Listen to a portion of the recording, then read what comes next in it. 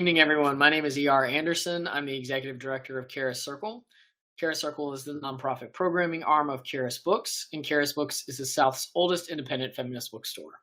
We're really excited to welcome author Benjamin Herold in conversation with author Bettina L. Love for a discussion of Disillusioned, Five Families and the Unraveling of America's Suburbs. Through the stories of five American families, a masterful and timely exploration of how hope, history, and racial denial collide in the suburbs and their schools. One of the reasons that we're really excited about this book is that it features a family outside of Atlanta.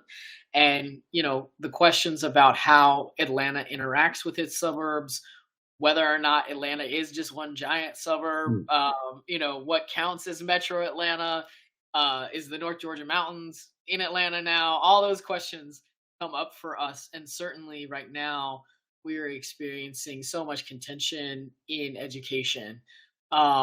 Just messy stuff in every school district in Atlanta, in Metro Atlanta, certainly. And so I was really excited to request this conversation because we know what's happening in Atlanta is just a microcosm of what's happening around the United States. And of course, when we were thinking about this, we knew that Dr. Bettina Love was one of the people that is foremost in our community here in having these conversations and helping us think through these things. What do we owe each other? What do we owe our kids?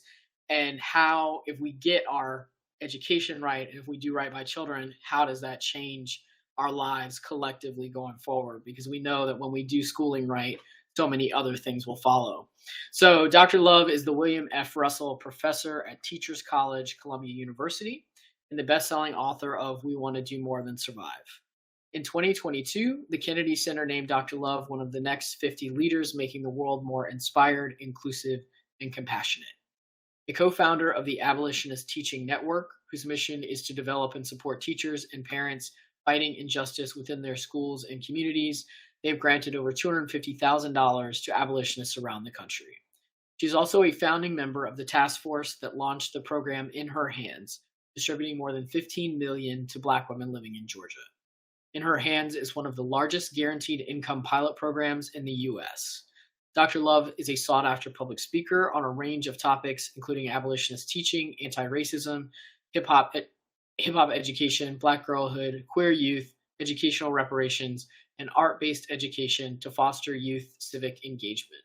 In 2018, she was granted a resolution by Georgia's House of Representatives for her impact in the field of education. And of course, her newest book is Punished for Dreaming: How School Reform Harms Black Children and How We Heal. So welcome, Dr. Love. It's always lovely to have you here. And the man of the hour is Benjamin Herold, whose work explores America's beautiful and busted public education system.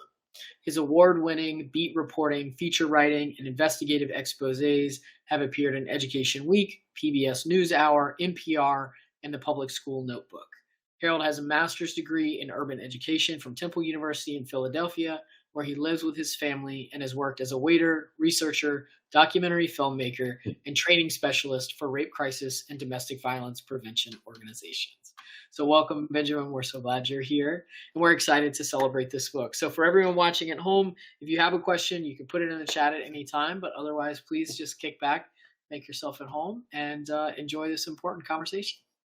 Well, thanks so much for having me, and thanks everyone for tuning in. I couldn't be more excited to be here with Dr. Love. Oh, well, welcome to Atlanta, baby. I'm here. I'm ready. I just want to say I truly enjoyed this book. The storytelling was amazing. But you're a journalist, so I expected great storytelling. But what I loved so much was the care that you took, how warm you told the stories, how you can see how intently you wanted to get it right. How did you make these decisions? So I think, I kind of came at writing Disillusioned in two ways. So on one hand, it's a story about this big cycle that is kind of ravaging suburbs all over the country. And it's basically a Ponzi scheme cycle. And it's a Ponzi scheme that gets racialized. So, the pattern we see again and again and again, and particularly in post-war suburbs, is you have a community that was built for upwardly mobile middle-class white families like mine. I grew up in a suburb outside of Pittsburgh that's featured in the book. And you have a couple generations where there's essentially this heavily subsidized delivery of opportunity into those families' hands. And that could look like, cheap mortgage loans, massive tax breaks, brand new infrastructure, and especially really high quality services, especially public schools. And so that works for a while.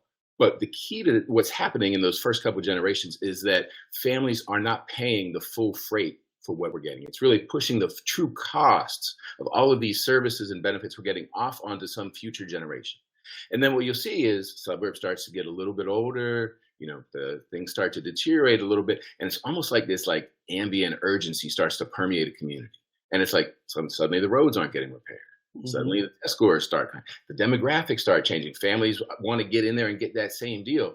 And then all of a sudden, like right when the bills are about to come due, the families who can leave, they go somewhere else, start the whole cycle over somewhere new. And what that essentially does is leave the families who follow behind, who are often Black, brown, poor, and immigrant, to pay the cost, not for benefits that they're receiving, but to pay essentially for opportunities that somebody else has already extracted. And so partly I wanted to really show this cycle, this Ponzi scheme cycle. But the thing is there's like the big picture, but like we are all living in relationship with that system too. And so it was really important to me to say, how are everyday suburban families and suburban families who actually are the real suburban families right now? We're talking about, in the book, there's a really diverse mix of families. So there's an affluent, white, conservative Christian family outside of Dallas, upwardly mobile, middle-class professional family in Gwinnett County, a multiracial parent activist in Evanston, Illinois, Black mother who lives on my old street in Penn Hills, Pennsylvania, and then an undocumented Mexican-American family in Compton, California. And so that's who lives in suburbia now. And so the book kind of comes at it from both angles, saying, here's what this cycle looks like, and then really saying, here's how everyday families are trying to wrestle and grapple with the challenges that cycle produces. I love that. I just love the idea that the suburbs is a Ponzi scheme. And we don't talk about that enough because it's this part of the American dream. And this is this disillusion that you're talking about. And so just, you hit on it, but I just want you to talk about just a little bit more that the suburbs is a Ponzi scheme that keeps getting passed down. I've been listening to a podcast called The Dream by Jan Marie, and she talks about all of these Ponzi schemes. Right. And a lot Ponzi schemes take place because they are preying on people. Yes. Right. And so white flight is preying on people's fears and then roping them in. And like you were saying, it's a Ponzi scheme at the end of the day. And I don't want to even get to the end, but in the book, right, it ends with this epilogue. And she calls this Ponzi scheme out. Yes. Right. The very idea that white folks had it for a long time. It was great. And now you all done messed it up. And now Black folks and folks of color got to come in. And now we're the ones who are supposed to pick up and now revitalize the suburbs. So I'll give you two examples of what this Ponzi scheme looks like kind of from both ends. So the first, the 5 communities kind of trace this arc. So on the one hand, you have this new ex-urban community going up like 30, 40 miles north of Dallas. And it's a place where you drive around there and you will still see longhorn cattle grazing on the side of the road, right next to a 5,000 square foot McMansion that's still being built. And so it's like all of the kind of technologies of exclusion that, we saw in the 50s and early 60s in suburbia. It's like an updated version of that happening now. There's kind of an invisible filtering system, and it's the zoning code, it's the way the real estate market works, and it's the way the school system works. And so there's a couple towns that feed into this school district called Lovejoy ISD, and it's one of the most sought after public school districts in Texas. And so I sat down with the mayor of Fairview, Texas. And we talked about it. And so his day job was actually as a wealth manager for high net worth individuals. So he was very familiar with this, kind of dynamic, and he knew his community. That's why they wanted him as mayor. And so we started talking about the home mortgage interest deduction, which is seems like the most boring thing in the world, but it's actually the biggest single tax break in federal tax code. And we're talking billions and billions of dollars that go to homeowners. And it's essentially, if you're paying interest on your mortgage, you can deduct that as taxes. So we did an analysis for this book that says, how much are the families who live in this community? And these are families who are very wealthy families. They're like C-suite families, it's CEOs, it's entrepreneurs, it's professional, like doctors, lawyers. And so, and they're paying $700,000, $800,000, $1 million to buy homes there. So these are wealthy families, but they're essentially getting $1,500 every year in this mortgage interest deduction and in other tax deductions that come with being a suburban homeowner. And so, it's not money that they almost really even notice. I asked them, I said, well, what if we use that money for mass transit, which they don't have in this community, or affordable housing or some of the other needs? And he was like, no, that's our money. The government can't take that money from us. It's our money. The government would waste it. So, yeah, we don't really need it necessarily, but that's ours. And so we don't, I say this story to say, we don't think about that as a subsidy. We think about, or as welfare, essentially. It's, it's government redistribution of wealth to the wealthy. And we don't notice it. We don't talk about it. And then when you do, people get very agitated and upset. You have that kind of on the one side. But then if you look at a community like kind of Penn Hills on the other side, and this became a very personal issue for me. I'm white. I grew up with a white family, and kind of upwardly mobile, working to up to middle class white family in Penn Hills. And so I was part of all this. Like, I grew up in the suburbs. I couldn't wait to get out. I got all of these benefits myself. I had a great public education. My family got all of the mortgage interest deductions and cheap mortgage loans and benefits of being in suburbia as well. And I left. I graduated high school in 1994, and I was like, I want to live in a city. I want to be out in the real world. And I didn't look back to Penn Hills, for almost 20 years. And then in 2015, all these headlines started coming out of my hometown. And this 4,000 student school district all of a sudden has $172 million debt. And that means they're starting to furlough teachers. That means they're starting to slash programs and services. It means property taxes go up and the services that families receive go down. And so what you see is, like, my family and our generation of suburbanites, we weren't paying full freight and we were getting all of this bounty delivered to us. But now the families who live there now are paying more to get less. And so this becomes, it's like this big, a structural thing that's happening with this $172 million debt in my hometown of Penn Hills. But part of what, I reckoned with is that there's also a personal dimension to it too. So my dad had left a real mess in our backyard. He was he always had do-it-yourself projects, and, they were really great until they weren't, until he he wasn't able to continue them, and like the junk just started accumulating. And then when that urgency starts permeating the town, and he's like, all right, I got to get out of here because I can see the trap starting to snap shut. And so he sold our house for about a quarter of what it was worth on the condition that the buyer take the property as it was. And I went back 5 years later, and all of that mess was still in the same backyard. And so what I did was I ended up knocking on doors of families who had just bought homes in the neighborhood. And one of the people I met was an African-American mom named Bethany Smith. She had just in 2018 bought the house 3 doors down from my house. And so part of what she and I had to wrestle with in like a big picture way, but also in a very interpersonal way, was she was now essentially on the hook for paying for the mess my family had left behind. So I want to talk about Atlanta because we're in Atlanta, but Bethany is such an interesting character in this book. She's at times, I think she's just a breath of fresh air as I read, and how she kept you honest. Yes. How she called you to the table as she understood exactly what was going on, but still had this deep sense that she could make a change. And I like that Black spirit. It was just so unbelievable in her voice and what she was trying to articulate for her son and what her son was going through. So just talk about her and just set it up who she is, what she went through, and just the importance of how she pushed you and this book. So Bethany grew up in the Hill District in Pittsburgh, which is a historic Black neighborhood. And it is just incredibly rich history. There's a whole book called Smoketown that kind of tells the history. And it's essentially like the kind of like second wing of the Harlem Renaissance. There's the Pittsburgh Renaissance that's happening. You had jazz club and everything. It was just a very vibrant. Interject real quick. I went to school in Pittsburgh. I was at the University of Pittsburgh. All my Black friends who grew up in Pittsburgh, went to University of Pittsburgh, grew up in the Hill District. That's where I would go visit them. And I remember reading about the Hill District for the very first time in the autobiography of Malcolm X. Oh, right. Yes. He talked about this Hill District of, the Negro League and all the jazz clubs. And so it was just an unbelievable place. And like you said, it's the Harlem Renaissance of this Pittsburgh, Pennsylvania, like you would never think. So in the 30s, there's a guy he was like the unofficial king of the Hill District. His name's Gus Greenlee. And so he owned a restaurant, Crawford Grill, which was where, you had Sarah Vaughan, Duke Ellington, people coming through there. He was very involved in he owned a baseball team, probably the best baseball team ever assembled, Pittsburgh Crawford, Josh Gibson. Right. Not only did he own the team, he built a 7,500 seat stadium in the heart of Black Pittsburgh. And it was like, it had lights before a lot of major league stadiums had lights. So it was just, but he really had made his money running numbers. So he had this massive numbers operation. So they were clearing like $25,000 a day. And so this is in the 1930s. And so what Gus Greenlee and his kind of partner decide is, all right, we got enough money. We need second homes like in the country. And so they actually bought homes in Penn Hills, where I grew up.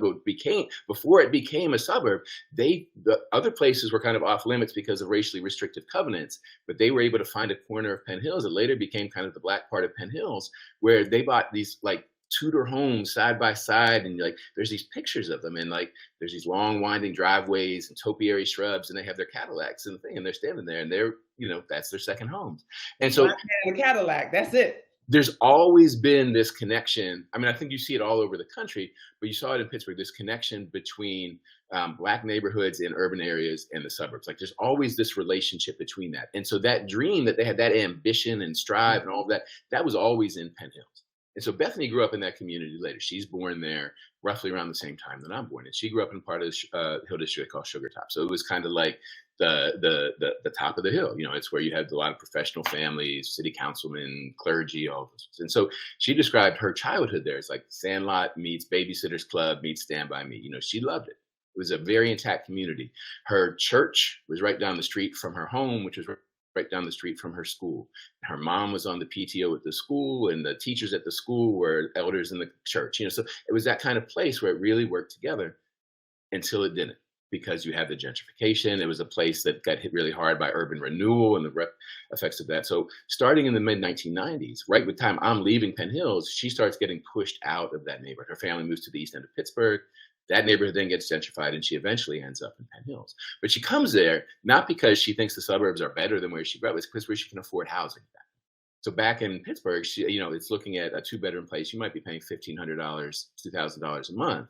In Pittsburgh, she's able to find, in Penn Hills, she's able to find a 3-bedroom house for $900 a month. So she's there because it's where she can afford, and it's nice to have a yard for her son and so forth. But she initially keeps her son back in a charter school in the city. She goes back to her old neighborhood for church every Sunday. She's still kind of holding on to that sense of community, but it kind of gets eroded away. So right when I met her, she was in a place where she had just pulled her son out of the charter school. It's a Black-run charter school that was in Pittsburgh because she was having a miserable experience there, and had just enrolled him in Penn Hills Elementary. And so she was really wrestling with this. Like this was a very kind of fraught time for her and decision for her. And so we started to get to know each other. And from the beginning, she kind of confounded a lot of my expectations and the things that I brought kind of as a white journalist back to my hometown, thinking it was one thing and it was really another. And that really that pattern continued. And it got to a point where she was like, Ben, I appreciate what you're doing here. And I actually, believe in the point of this book, but I am very uncomfortable with the dynamic between us because I feel like you're taking my story and there's a long history of white people doing that and you profiting off it and me getting nothing out of it. Mm-hmm. And I did a lot of hemming and hawing when she said that, because it's like, I'm not used as a journalist to people like turning the tables like that. And the thing was that she was absolutely right.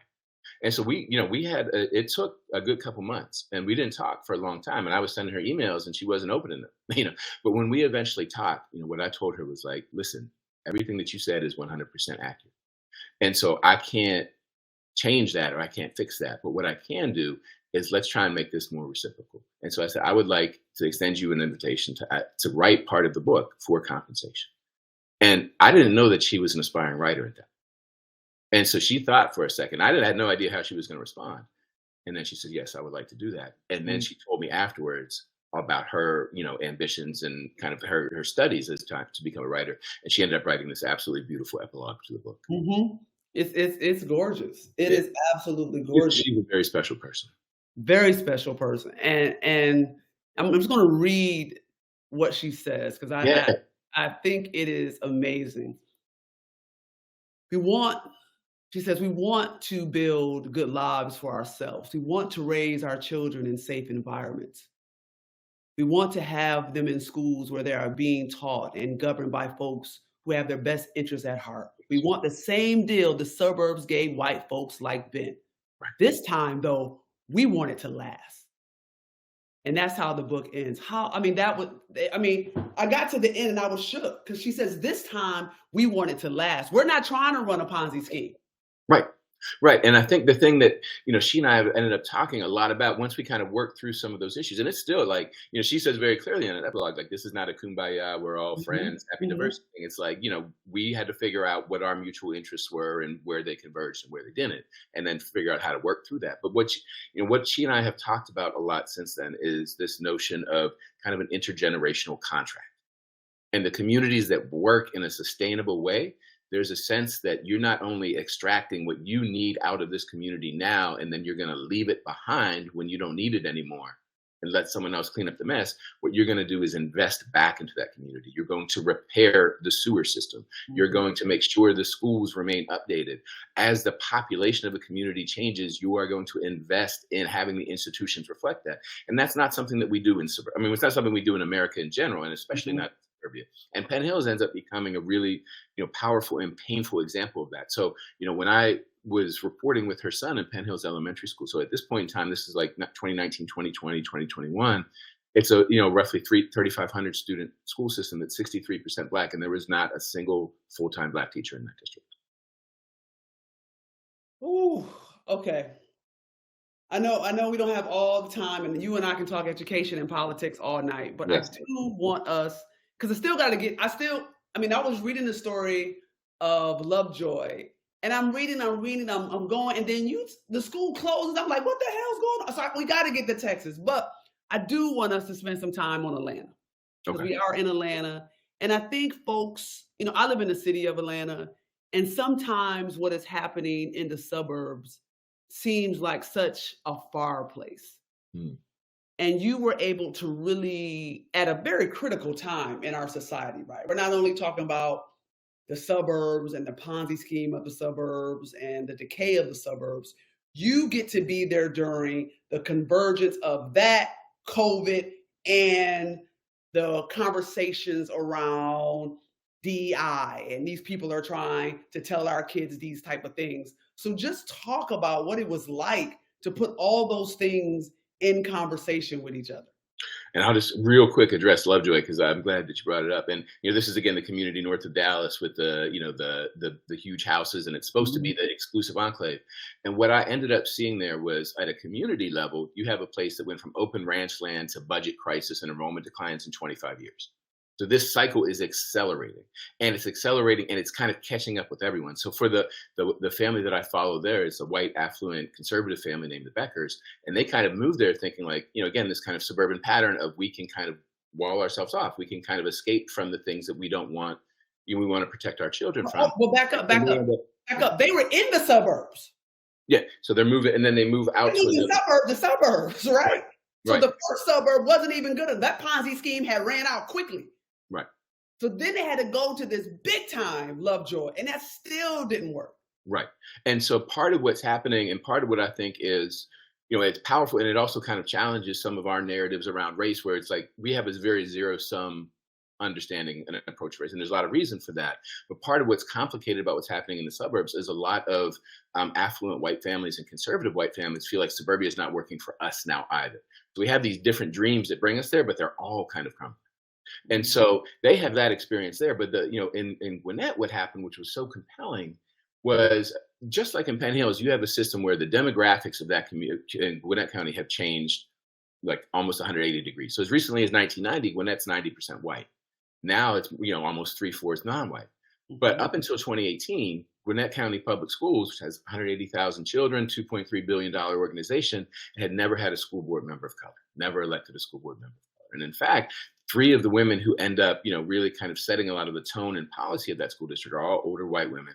And they had, as of like 2018, 2019, they had more than 80 years combined on that school board, really kind of running that system. One of whom was the longest, tenured school board member in Georgia history. She had been on there for 47 years. And so what you see is there is this mismatch. So you have this, families who come in expecting that I'm going to be in a place where my child is tended to and nurtured and their gifts are brought out and there's a plentiful resources for them. And that same kind of suburban social contract is going to be there. But what we saw is it really started showing up most predominantly in both leadership issues and in discipline issues. So the family that I follow is named the Robinsons. They live up near Buford. They get a beautiful home, multiple advanced degrees. Mom's working on her PhD in public health. Dad was both a network engineer and a teacher. They could not possibly have been more invested in their child's education. They're staying up late to reteach math lessons, going to every meeting, all of this. And so things are basically kind of like, they're okay until their oldest son hits middle school. And so then it's like, uh-oh, he's tapping his pencil too loudly. Uh-oh, he's spending too long in the bathroom. Oh, he was roughhousing with his friends. And all of a sudden it starts to escalate. And so you see on the kind of a family level of like, wait, what's happening here? Why is this like normal teenage boy behavior being essentially criminalized and like kind of getting him teed up to get sent to the disciplinary? And so they end up having this meeting at the school. And Nika, the mom, says, you know what? I know exactly what you're doing. I work in management myself. That's what you need to understand. You're trying to document my son to death so you can put him out. I know because I've done it myself. And so they have this kind of reckoning with that, where like trying to fight the school system that they'd actually moved to invest in. And at the same time, you have the same thing happening at kind of the big picture level, where all of a sudden in 2018, Everton Blair Jr., 28-year-old child of Jamaican immigrants, gets elected to the school board there. And at first, he's just one guy, and he kind of like, but like then comes 2020 elections, and the school board completely flips, and that's when you start to see a lot of the back and forth and tensions escalate. And it puts you in conversation with Susan, right? Because Susan in Lovejoy is also trying to grapple with, as a white woman, what is happening with the DEI? Why are they trying to have these conversations? Right. It was interesting to listen to a white family, a white woman try to understand, right, but also be like, was she a COVID denier? No, I'm so glad that you said that and brought this up, because part of what I really want to do, and you use the phrase putting people in conversation with, or these stories in conversation with each other. And that's very much the approach that I try to take as a journalist, where I want folks who read Disillusioned to look at it and say, I understand the world through each family's eyes. And then I have to compare and contrast with that. And so Susan, she, I think part of what's really important to understand is that she had a very high powered corporate career. So she and her husband actually met because they were bankruptcy consultants, and they met on the Enron project. That's where they kind of came together. And then she, over the course of the next 10 years, she was, eventually like a senior vice president at a major bank. Like, she had a real serious corporate career. But then they start having kids, and she says, she wants to be home for kids. But it's like this kind of tension. So she has all of this, advanced training, energy, skill, and it's kind of like getting redirected into, how do I ensure that my children get all the opportunities and benefits that I want to have? And so that, it kind of like compounds into this anxiety. And so part of that is around, one of her child has some special needs, and there's some, she's kind of like changing his diet and starting to think about vaccines. And, it's like this kind of gradual evolution. But then when COVID hits, initially she's like, yeah, I can understand this kind of flatten the curve thing. This makes sense. But when it kind of starts to stretch on, when they start talking about mandating masks, when the vaccine talk really started escalating, then it was a sense of like, her very deeply held belief was like, this was an attack on her freedom. Her freedom to do what she wanted to do, not just for herself, but how she wanted to raise her children. And so they had moved out to this fourth ring kind of ex-urban community, paying almost $900,000 for their homes so that they could be in this public school district. But after a year and a half, when COVID hits, they end up pulling their children out and actually enrolling them in an online private school run by the John Birch Society. The John Birch Society. That's right. And it's part of what we see again and again in all of the different stories and places, is that this history of suburbia, the history of exclusion, the history of this kind of Ponzi scheme cycle, it comes back again and again and again. So I spend a lot of time in the book getting into the history of each community, including the history of Gwinnett, and how Gwinnett really developed in some ways as the cab was diversifying and white families fled the cab and went out to Gwinnett. And like that history very much informs what families are experiencing now, because it shaped the institutions. Like when I talked to the school board member in Gwinnett, Louise Radloff, who had been on the board for 47 years, she started on that board in 1973. And I asked her, I said, well, what was it like? Like, what were your constituents like then? And she said, they're standard families, 2 children, a dog, picket fence, little league games, and don't bus kids in and don't bus our kids out. And I said, well, what were their priorities? And she said, build new schools. We'll pay the taxes for whatever it is, bond, bond, bond. So they had 14, 15 consecutive bond measures that were passed. And so families were willing to invest in it because they were able to build institutions in their own image. The public schools reflected their values, their interests, their culture, their ambitions. And so when the population changes, that all of that culture of the school, and you know this as well as anyone, the culture of the school is really baked into not just its policies, but just like the everyday little moments of how teachers interact with each other and kids and parents. So you say in the book, schools should not reflect society, but shape it.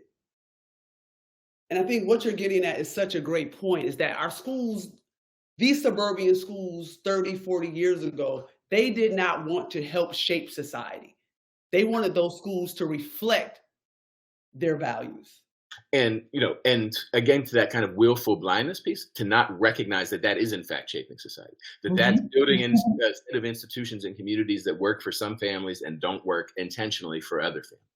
And so it's like presented as within particularly in that, 60s, 70s, 80s, when a lot of these communities are developing, it's kind of presented as this kind of like neutral, bland, it's just what happens thing, but it's actually a really significant redistribution of wealth, resources, and opportunities. And so as that's happening, part of what makes it so hard for us to see this Ponzi scheme pattern now is that we have 2, 3, 4 generations of training ourselves to think that's just normal. And it has to be that way. It can't be any other way. And so when you think about the Ponzi scheme economically, let's talk about race. Yeah. Because Susan says something that just stuck out to me, but I'm trying to understand how to hear them have empathy, because their children deserve a great education too. Yes. Right. This is what this is about. So she says on page 180, right? And this is about the curriculum fights that are going on at her school.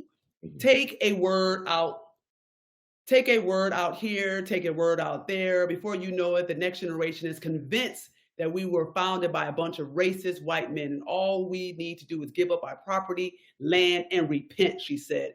It gives me a reason to go. Yeah, our country sucks. Let's burn it down. It gives them a reason to go. Yeah, our country sucks. Let's burn it down. And so how do you talk about this Ponzi scheme and try to help these individuals understand how race and racism has played into this Ponzi scheme?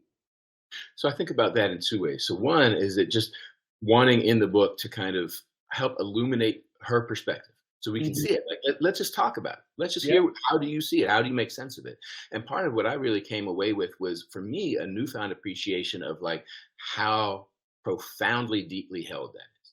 That belief of like, if things change, it's not neutral. It's that change is necessarily and by definition me losing something.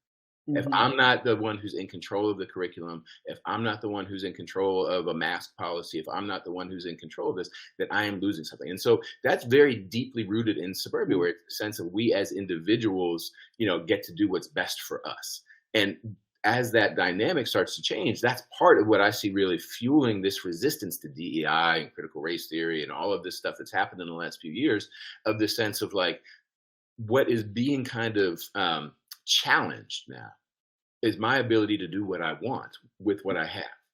And so historically, that pattern of moving out, there's always been an escape mechanism for the whitest and most affluent families. It can say, okay, when that heat gets too hot, I'll just go start this cycle over somewhere new. I'll go out to a new community and we'll build a new community and I can do it for myself. But that is becoming much and much less feasible and less realistic available for families. And so now being confronted with like, okay, someone's actually challenging what should be in the curriculum. Someone's actually challenging what should be the values of the school system, who should be its leaders, all of those things. Now, all of a sudden, instead of running from it, we have to confront it. And so I think that's a big part of this dynamic. But then, on the second level, like, again, I approach this both as a journalist and as a person of like, I don't think you can write a book like this that gets into people's like inner lives and their like process and emotions of like, raising their children how they want them to be if you don't love them. And that was something for all 5 families in the book. It was important to me to be open to who they are and what they value in that way. But I think where the challenge comes, and what we don't do as a country well, and what I hope Disillusioned will do, is, like you said, put those stories in conversation with each other. So I will grant, if you have a deeply held belief that masks are an attack on your freedom, I want to understand that. I want to know why, and how it feels, and why it makes you so upset. Tell me about that. Help me understand. But what I'm also going to do is put that in context with the Robinsons in the African American family in Gwinnett County, who also has very strongly held feelings about what they're losing to COVID, because what they lost is two of their uncles. That's right. So I think a conversation that we don't talk enough about is the Hernandez family Yes. coming out of Compton. So just tell their story for us, because they have, I loved at the very end when they were like, we should go back to Mexico. Yeah. And so, yeah, the Hernandezes, Alberto Hernandez ends up being like just one of my favorite characters in the book. So he's a dad. He grew up on a farm outside of Puebla in Mexico. And so it was the kind of place where it was like small family farm, third generation farm. There's like a couple dozen sheep, some cattle, and so forth. And so he was like, when I was a teenager, we had natural gas, but it was kind of a luxury. So I spent my mornings milking cows and chopping wood. And all I could think about was, how can I build a life that's not milking cows and chopping wood? Because that's hard and it's boring. And so he decides when he's in his teens, like, okay, technology is my way out. And so he ends up going to college, starting university in Puebla. And so, he ends up kind of like, meets his future wife there, starts working on his degree, but he never actually finishes his degree because he's trying to pay for tuition. And, it kind of like drops down to part-time, and it's kind of dragging out. And he sees all of his friends who are starting to graduate not be able to get work there in Mexico at that time. So he's kind of like, what am I doing this for? I'm, killing myself working again in my early 20s as a butcher. Again, I'm working with cows and this kind of boring, gross work. And so he ends up deciding to come north, and he comes north without papers. He leaves, he, meets a coyote, comes over, and he settles in Compton because he had a friend and a sister. And so it becomes this really interesting moment because, Compton is not a place that we think of as a suburban. We all have NWA and all that stuff in our minds. But Compton actually, it was like a pioneer of the white racially exclusive suburb. Like back into the 20s, it was a place where racially restrictive covenants and those housing deeds really structured that town. So it was all white, like almost literally entirely all white, except for a few hundred Hispanic families up until the 1950s, to the point where the Bush family actually lived in Compton. George H.W. Bush, Barbara Bush, and George W., when he was a young boy, lived there for a short time in 1949. But right after they leave is when this whole Ponzi scheme cycle hits Compton. And so you see the demographic change, you see the white flight, you see the capital disinvestment, you see these massive debts accumulate. And then the Compton we kind of are more familiar with starts to become apparent in the 80s, where kind of the bottom fouls up and you end up with a community that's really, really struggling for a long period of time. But by 2010, 2012, things are starting to kind of, it's almost like this, you see the flowers growing back up, through the cracks. And it starts in the public schools. And so I met the Hernandez family through a school called Jefferson Elementary. And it's a place where they're doing just absolutely extraordinary stuff for a student population that is almost entirely Hispanic, many newcomers who don't speak English, and undocumented families like the Hernandezes who fought very hard to get their child in there. And so what becomes like what I take away from Compton is this sense of it's a place where we're starting to reimagine the suburban social contract in a way of like, yes, we still want to invest in our children with resources, but also with care and attention and love and nurturance. And we're going to do it for all of the kids who suburbia traditionally tried to exclude. And so the one story that I'll tell with Jacob is the Hernandez's son. And I met him when he was in 4th grade, and he's just a child he's a teacher's dream, a reporter's dream, anyone's dream. He's just a child that you can't help but love. And so he decides, one of the assignments that he gets is, okay, it's write a narrative essay, but the essay is imagine yourself on your first day of work at Lucasfilms. And so he's all over it. He's like, well, I wake up, I drink my coffee, I get in my Tesla, I go off to the office, I see Luke at the water cooler, we prototype some new lightsabers, we design some new droids. And what you see is him imagining himself into all of these different futures. A high technology future. He does a mock trial competition. He wants to be a lawyer. He's trying to start a class newspaper. He wants to be all the children are getting to imagine that. And it's not an accident. It's something that the leadership of Compton Unified School District is really intentional about how do we kind of make sure kids have all the skills that they need. And, we are rebuilding this kind of crumbling infrastructure, but we're also creating these opportunities for this generation of children, the new generation of suburban children in America, to be the children who shape our future. Yeah, I loved their story. But at the end, right, they're thinking about going back. Right. And And it's why? just, and part of it is COVID. And, you have this kind of thing of like a lot of these kind of ambitions get kind of stifled and COVID hits and everything's disrupted. And then part of it is this tension that we have about how we still, are very selective and very punitive in how we think about citizenship. Mhm. And so it's this complicated thing for the family because mom and dad are still undocumented. They've been in Compton for more than 20 years now and living undocumented there. And they basically have their routines of life. He works as a welder. She's a stay-at-home mom. They kind of have their routines, but there's no real opportunity for advancement. They can't access the full fruits of citizenship. So it's kind of like, well, yeah, we should go back where we can be in a place. Yeah, I can see my family again. But their children are born on US soil, so they are citizens. And Mhm. so it's like this tension between like what's best for us, what's best for our kids. Are they going to be able to advance here? And so public schools become really important for that. And it's Mhm. one of the really, I talk about, my work being about exploring America's beautiful and busted public education system because it's both. It's always both. It's this vessel for dreams and ambitions and creativity and love. And it's also this place where we decide who gets a chance and who doesn't. And they're never sure, right up to the end of the book, if Compton is going to be a place where their children will Mhm. get a chance. Nah. Mhm. No, I really love their story. It's a story that I know, but I don't know. And I Mm, love the way you tell it. I love the way you bring it to light. I think, I spent a lot of time writing a book about Black folks, right? yes. Yeah. And so, and I really I was intentional about writing a book about Black folks. I wanted to talk about what I know. Yeah. But there is a large population of brown folks in this country that we're just not paying enough attention to and understanding their struggles and understanding what it means for them to get an education in this country. And we need more in-depth reporting. We need more understanding because, like you said, they have limited access to this thing. And part of what become and then it's just it was an education for me learning about both Mhm. Compton's history and its present. So I'm based in Philadelphia, and reporting this book was my first time there. And one of the things that I was really I had to really step back and say I need to reevaluate my understanding of like first the demographics of Compton, where that school district is now 80% Hispanic. Mhm. And so, but the leadership is still almost entirely African American. And the history of that black brown conflict in Compton is really, really fraught, where you had, a black community that had to fight to get power, to get jobs, to get opportunities, to get contracts, to get control of their school system, all of these things. And that was not an easy fight. It was a painful, long, protracted struggle. But then they amass power, have it, and they're not trying to share it for generations. And so you see Mhm. from really the 70s up until the really kind of 2010s and some years more recently, where like those tensions are still very fraught. And it plays out in the school system very much, where you have Hispanic families who are saying, you're saying that you're providing bilingual education, but you are not actually, like, it's not. If you look at the teachers in the classroom, they're not. They're aides. There's people who aren't accredited and they're teaching our children. And Black Compton wasn't trying to hear that for a long time.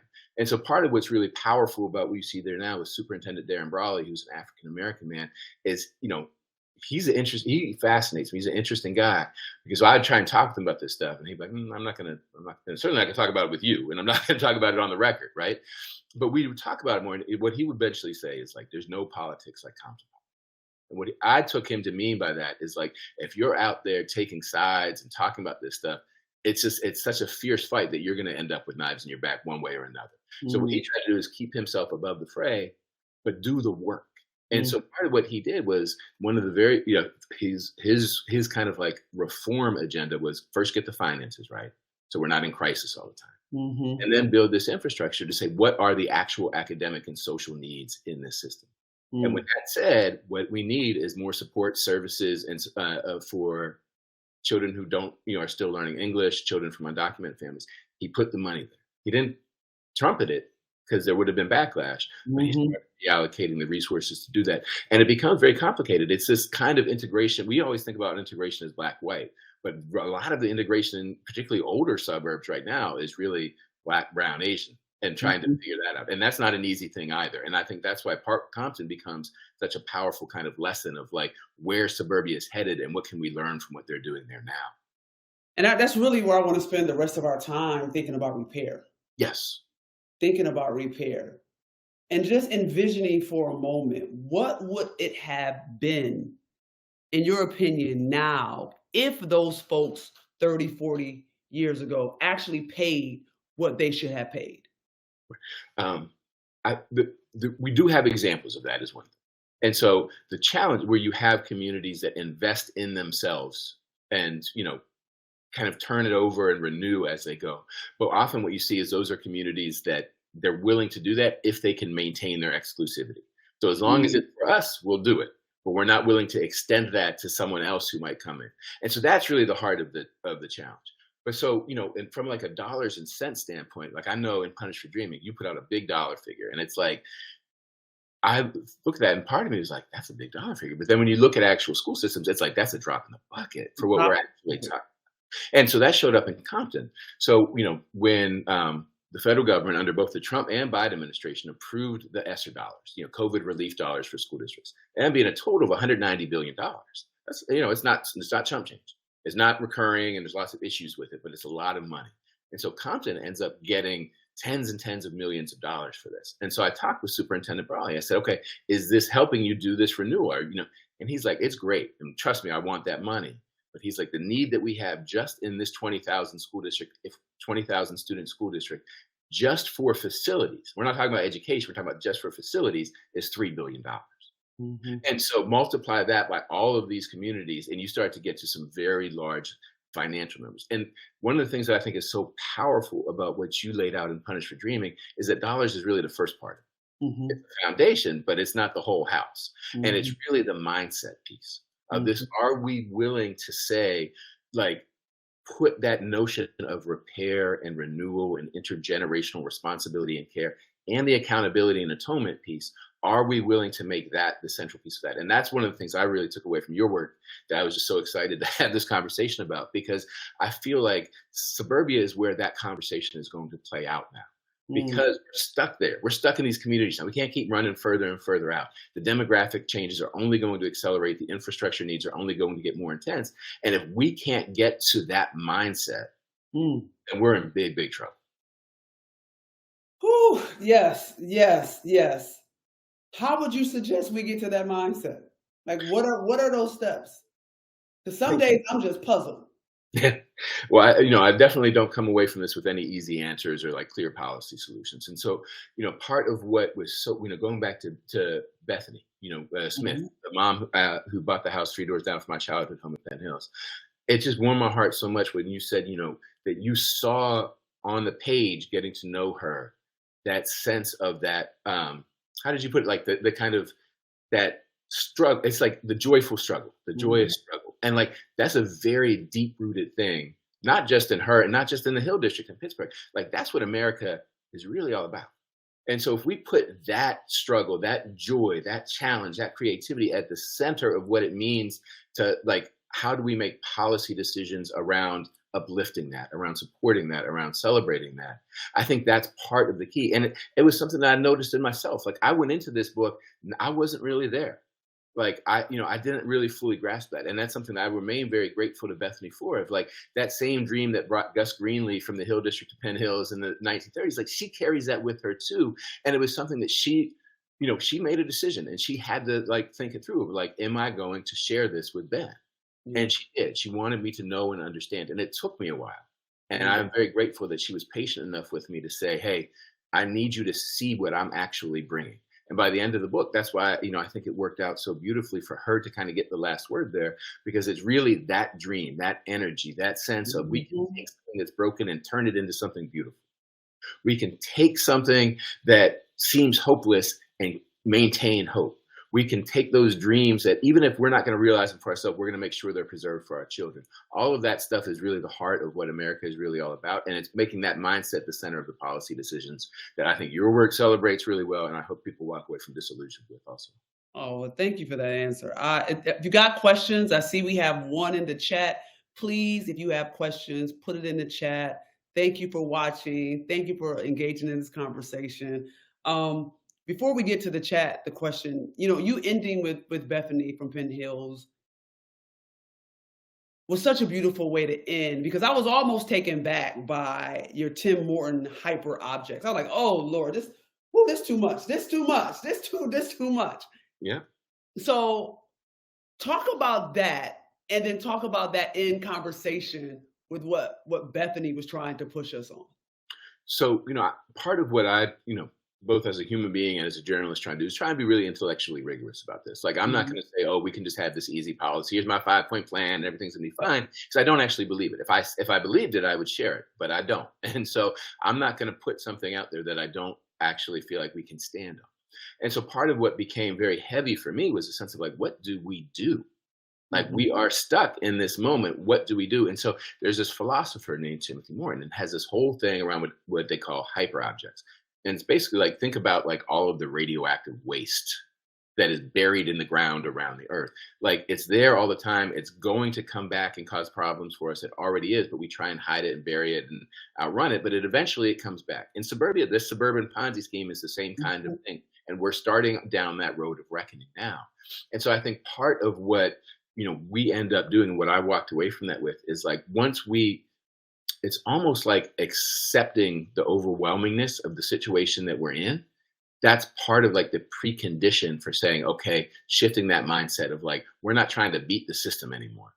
We're trying to figure out, how do we maintain a sense of community? How do we maintain love for each other? How do we repair what we can repair? How do we kind of get through to the other side and minimize as much of the harm as we can along the way? And so it's coming to that mindset that, for me, it was like, I had my own journey to that. But I think for, a lot of folks, it's this sense of like these dreams that we built suburbia on, whether it was exclusivity and racial advantage, or whether it was trying to, the post-civil rights dreams of equal opportunity and integration, like those dreams aren't working in our communities right now. Mhm. Like, in a place like Gwinnett, you see like a lot of disillusionment and frustration of like, I did everything right and I'm still not getting this. And in a place like Evanston, Illinois, you said we had this 50-year commitment as a community of trying to make integrated schooling work. And by the end of the book, they're backing off that. They're saying, no, we're going to go back and we're going to rebuild the school in the Black neighborhood that was closed down in order to facilitate integration, because that didn't work for us. So at least we're going to have a school in our neighborhood for our kids.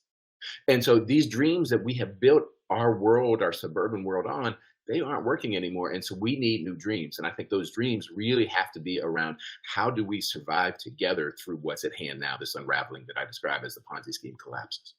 Thank you for that. So we have a question from Parker Johnson, and it says, capitalism question mark, imperialism question mark, colonialism question mark. So I'm inferring that Parker would like you to speak a little bit about how maybe capitalism and colonialism and imperialism kind of is at the base or the forefront or the foundation of this Ponzi scheme. And I love that you said, our American schools are, places of dreams. And how do you put it?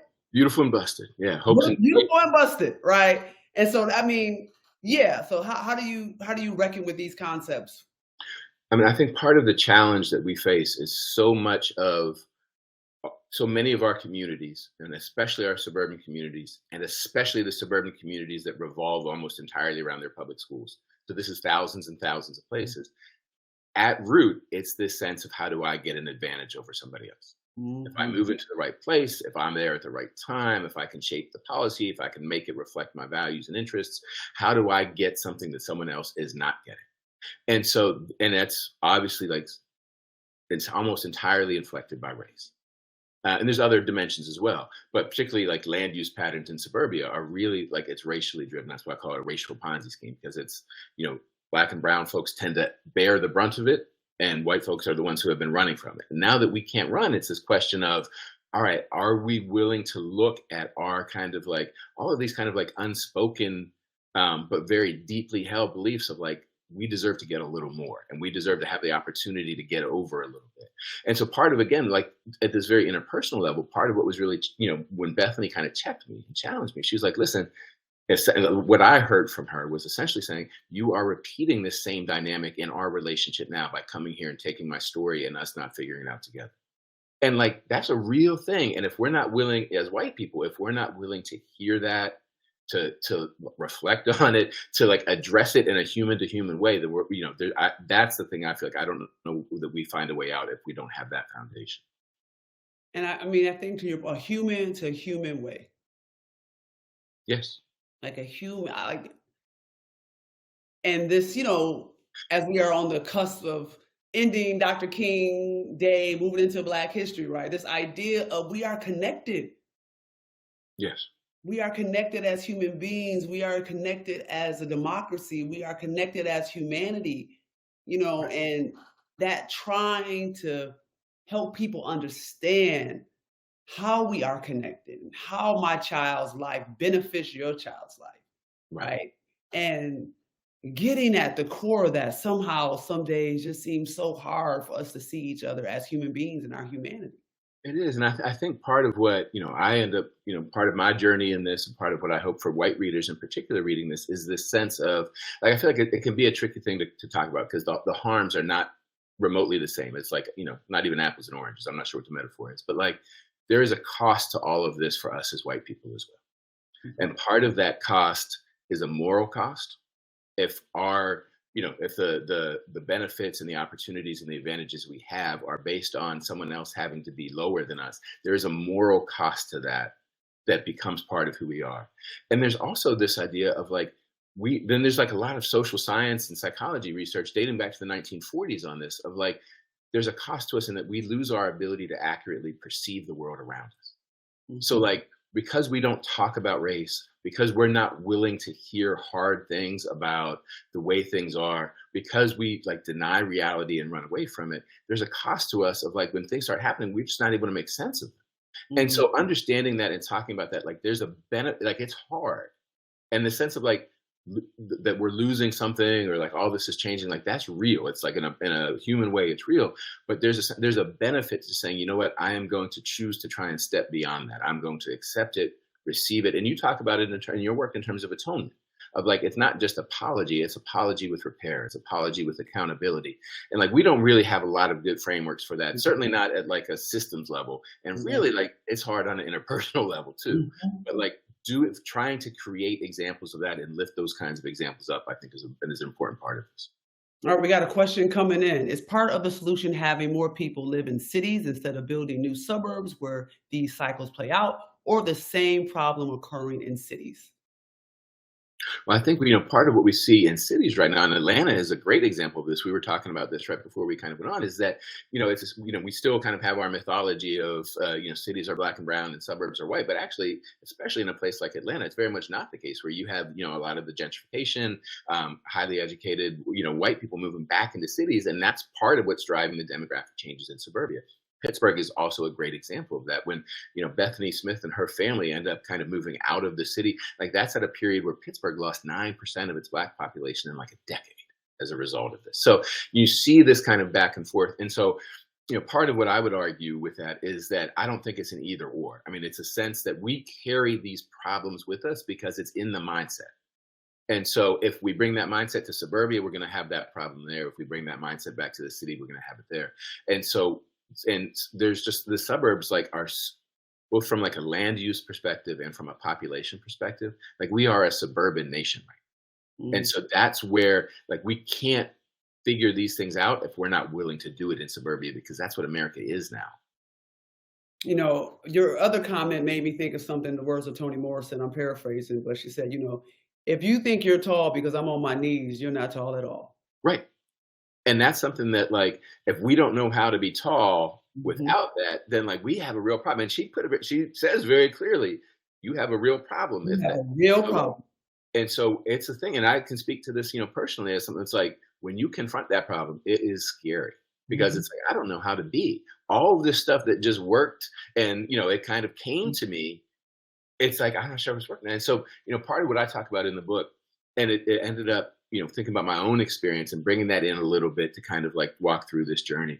But when I was I'm a journalist, right?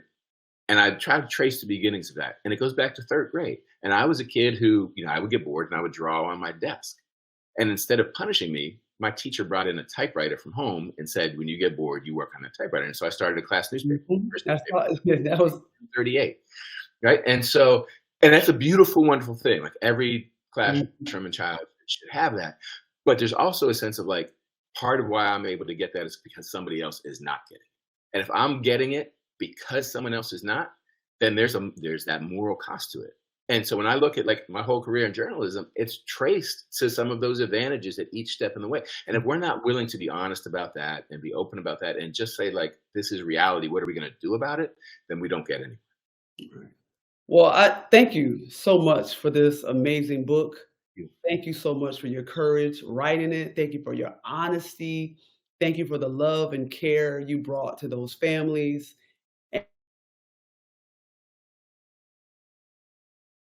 Sees the love and intention and sees a pathway forward, because that's really what it's about. So thank you. And I'm going to bring back the one and only ER to close us out. But thank you for this book. Thank you for coming to Atlanta. Thank you for putting Atlanta in the book.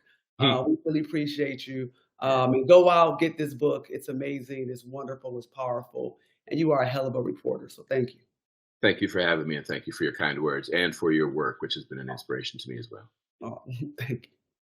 Thank you both so much. So I know folks are going to want to buy Disillusioned after hearing that amazing conversation. So you just want to click this teal button at the bottom center of the screen. That will take you right to the direct link. You can buy it from Charis. It really does help us when you buy your books from Charis. So thank you for doing that. We'll get this up on our YouTube channel. So if there's folks that should have been here tonight to hear this conversation, please check that out in a couple days.